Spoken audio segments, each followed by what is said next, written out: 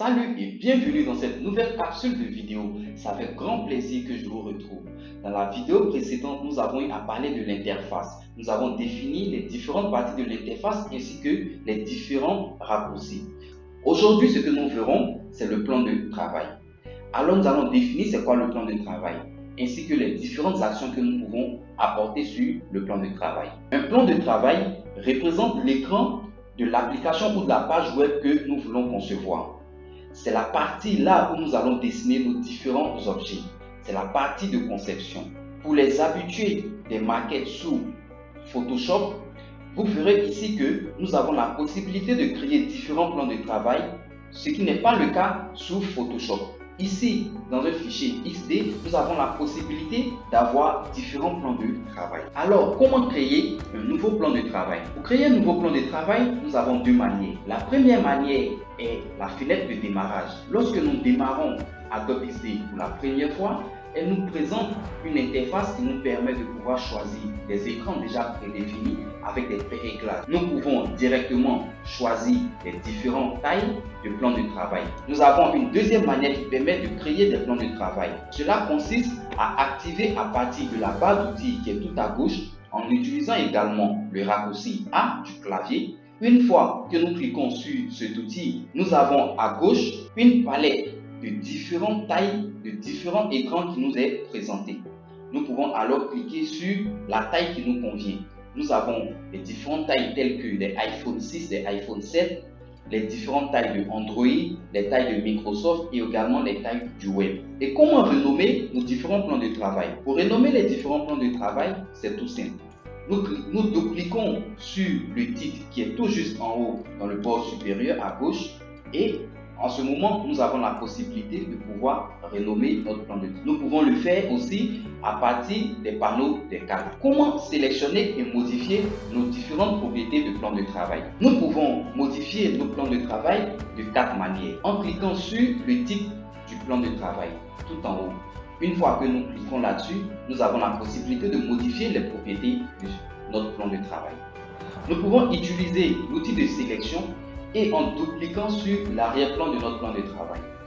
Nous avons aussi une autre manière qui consiste à utiliser l'outil sélectionner et le rectangle de sélection qui nous permet de sélectionner nos plans de travail. Nous avons également une autre possibilité en sélectionnant via le panneau des cadres. Une fois que le plan de travail est sélectionné, nous avons à droite dans l'inspecteur de propriétés, nous avons les différentes dimensions. La première section en haut, nous pouvons modifier les tailles de notre plan de travail.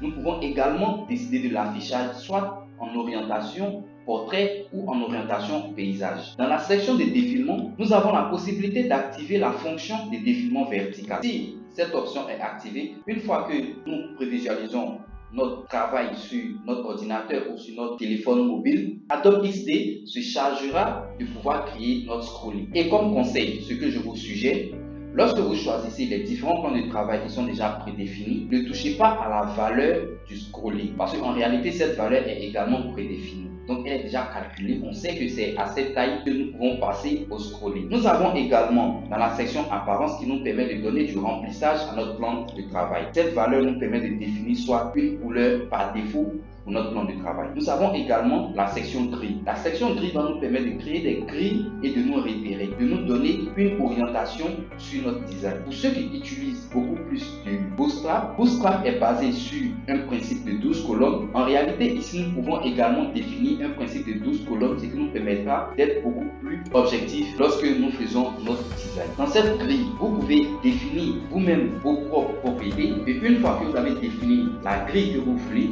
vous pouvez enregistrer ces modifications de sorte à pouvoir utiliser, ne pas avoir à chaque fois à répéter cette même action. Comment déplacer et aligner nos plans de travail? En réalité, pour déplacer nos plans de travail, c'est tout simple. Nous cliquons sur le nom de notre plan de travail qui est tout juste en haut. Une fois que nous avons cliqué sur le nom, notre document est alors sélectionné. Nous avons la possibilité de pouvoir glisser notre document sur tout l'espace. Et une qualité d'un bon designer, c'est de pouvoir travailler dans un espace bien rangé. Pour pouvoir ranger vos différents plans de travail, il est nécessaire pour vous de pouvoir les déplacer et de pouvoir les aligner pour que ça soit beaucoup plus structuré. Si vos différents plans de travail ne sont pas rangés correctement, vous pouvez également sélectionnez tous vos différents plans de travail et utilisez le bouton d'alignement qui est situé en haut de l'espace de propriété. Nous voici donc au thème de cette capsule. Ce fut un plaisir pour moi de pouvoir partager avec vous cet instant. Je vous dis merci pour votre attention et votre participation et je vous donne rendez-vous dans la prochaine capsule de vidéo. Merci et à bientôt.